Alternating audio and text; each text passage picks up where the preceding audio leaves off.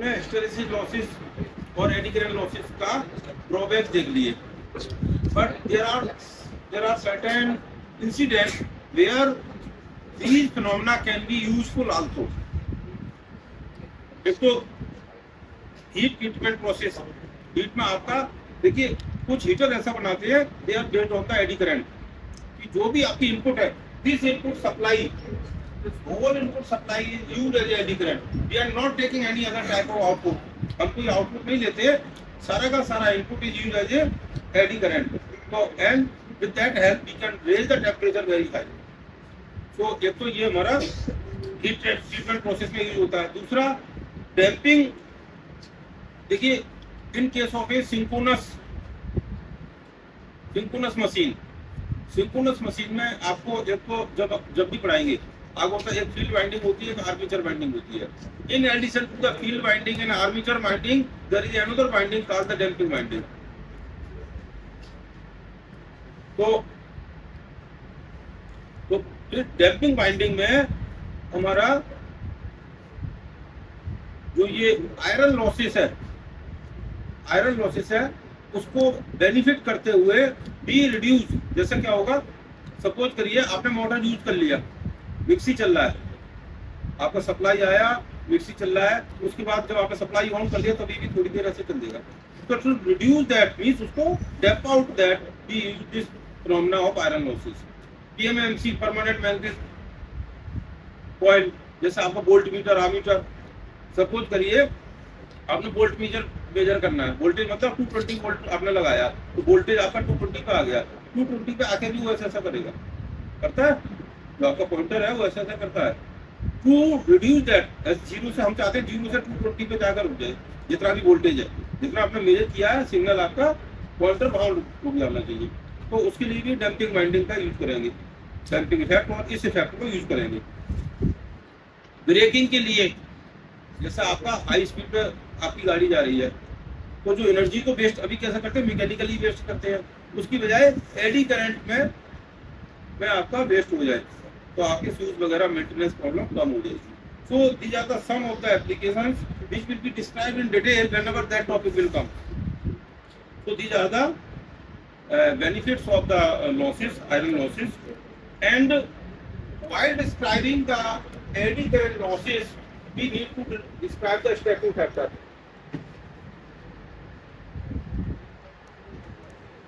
Stacking factor ये क्या होता है? स्टैकिंग फैक्टर क्या होता है? जैसे ये ना area, effective area over total area. Effective area क्या होगा? ईच स्टेप, एक ही स्टेप है, एक दूसरा स्टेप है, तीसरा स्टेप, उसके बीच में इंसुलेशन लगा है, तो इंसुलेशन वाले पोर्शन, यस, इंसुलेशन वाले पोर्शन को हटा दें तब जो एरिया होगा that is the effective area. Rate of change of flux उसी में आ रहा है, इंसुलेशन वाला है वो यूजलेस है। तो effective area over effective area oblique overall area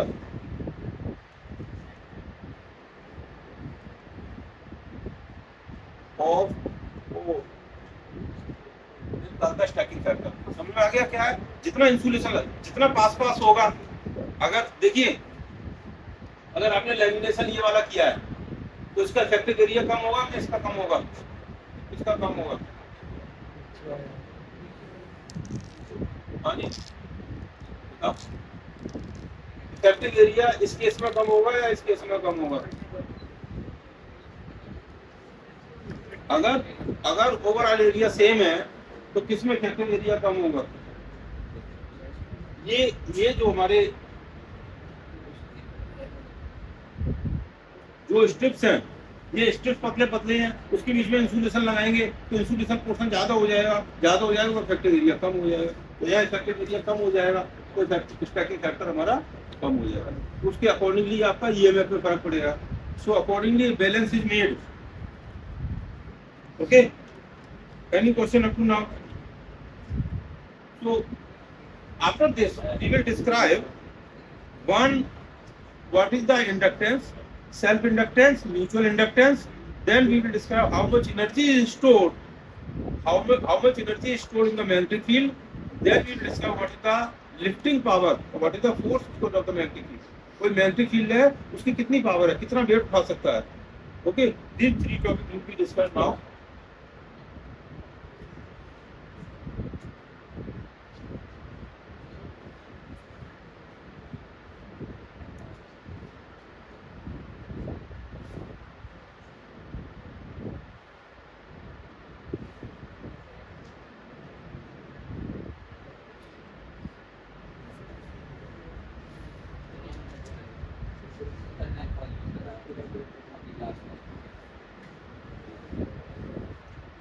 Now you see, these are the two coils. There are two coils, coil number 1 and coil number 2. Now please listen, because of the, this is a supply. Because of the supply, when you make the supply on, there will be some current here. And because of the current, let this current is I. You call it as I1 because this is in the circuit number 1. This is the circuit number 2.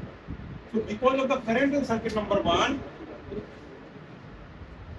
there will be flux here. Current की वजह से flux होगा, हुआ कि नहीं होगा? Current carrying conductor produce the magnetic field, so and divide magnetic field multiplied by the magnetic flux multiplied by the area is the magnetic flux. So because of this there will be flux. इसकी वजह से ऐसा flux होगा, इसकी वजह से ऐसा flux होगा.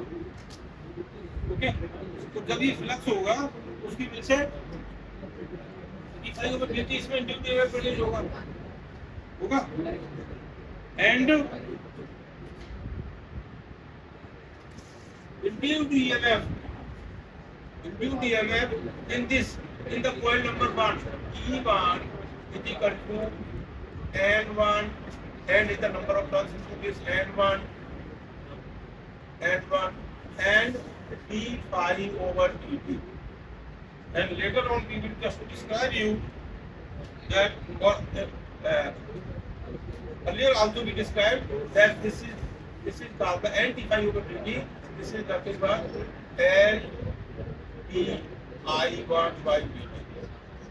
मतलब because of the, listen, because of the current in itself, उसी कॉइल का करंट है, तो उसको हमने because the current itself the induced EMF produced is called the self induced EMF.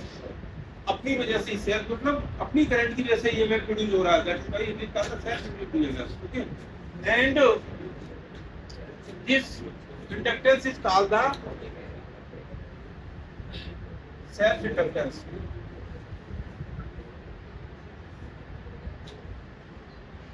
Now because of this current there is a flux here. Because of this current there is a flux here, and because of this flux induced EMF will also produce here. Flux इसमें भी change हो रहा है. When the flux is changing here, the EMF will be produced here, and this EMF E2 will be the E2 कितना होगा? N2 d phi by dt. I is same, जो phi इसमें जा रहा है वो इसमें जा रहा है.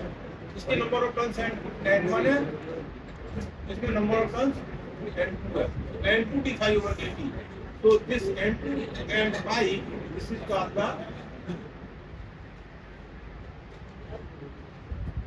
M d I1 by dt.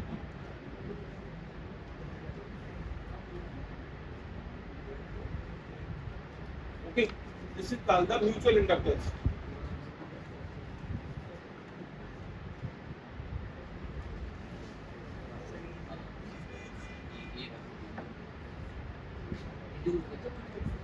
इस करंट की वजह से current in another coil, the EMF is produced here. That's why it is called the induced EMF in the second. That's why it is called the mutual EMF, and this inductance is called the mutual inductance. Okay.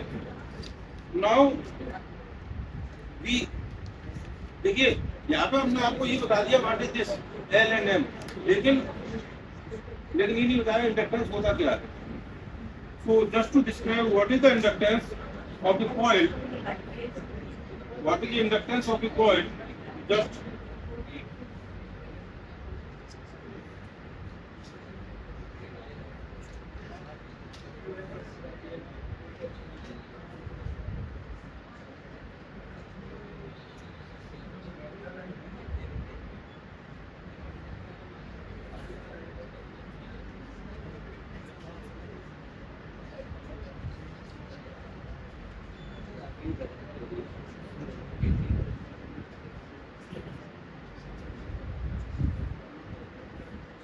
how you see? देखिए इसकी वजह से because of this current I, because of this current I and number of turns there is a MMF और इस MMF की वजह से क्या होगा इसमें H होगा H मैग्नेटिक फील्ड इंटेंसिटी वो H कितना होगा H डॉट dl आपने पहले निकाला था H L means length of this H into L is equal to N into I पहले भी किया बहुत बार so H is equal to N I Y L okay कितना H इसमें होगा okay and because of the H अब depending upon what type of material is this जो पहले एक्सप्लेन किया depending upon what type of material is this there will be B means magnetic flux density inside this so it is a mu into H N I Y L it is the magnetic flux density in this यहाँ तक किसी को कोई problem है तो इसमें flux कितना होगा व्हाट द फार्मूला अगर if you know B magnetic flux density तो फ्लक्स कितना होगा पाई इसके अंदर पाई कितना होगा B into A means area एन आई वाई एल इनटू एरिया इसके अंदर इतना फ्लक्स होगा okay and since it is a alternating current because of alternating current there is a alternating flux so rate of change of flux से क्या होगा induced EMF तो यहाँ पे induced EMF कितना प्रोड्यूस होगा E will be equal to N D pi by dt ठीक है क्लियर यहाँ पे जो भी वोल्टेज हो ये जो इस कॉइल के अंदर जो वोल्टेज प्रोड्यूस हो रहा है that is the N d phi over dt okay So in place of phi write this and और phi की जगह आप ये लिख देंगे phi की जगह ये लिख देंगे तो देखिए mu ये mu is constant n is constant l is constant a is constant and d by dt of I है ये इसको स्मॉल लिखा तो अच्छा लेकिन बेटर टू राइट स्मॉल क्यों लिखती है because it is changing alternating capital में स्टेशनरी के केस में मींस स्टडी स्टेट के केस तो नाउ यहां तक किसी को कोई डाउट है now you see L by mu a ये L square d I by dt L by mu a क्या होता है what is L by mu a बताओ L by mu a reluctance okay this you see here this E कितना निकलता है E is equal to N square by reluctance d I by dt इसी को inductance कहते हैं this is called inductance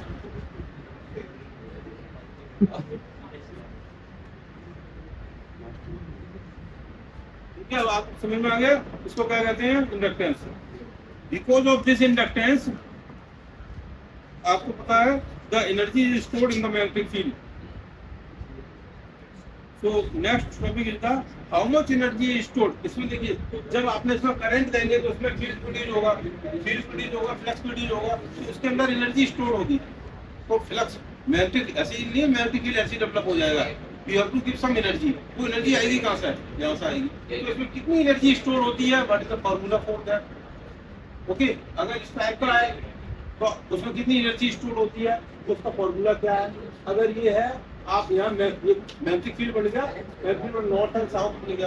तो अगर मैग्नेटिक फ्लक्स बन गया, मैग्नेटिक फील्ड बन गया, उसकी वजह से इसकी पावर कितनी है, how much, what is the capacity of this to lift, कितने कितने वेट को ये उठा सकता है, कितने केजी वेट को ये केजी लग जा रहा है, ये फोर्स लग जा रहा है, कितने केजी फोर्स को ये उठा सकता है, this is the lifting power. तो this topic will be described in the next class.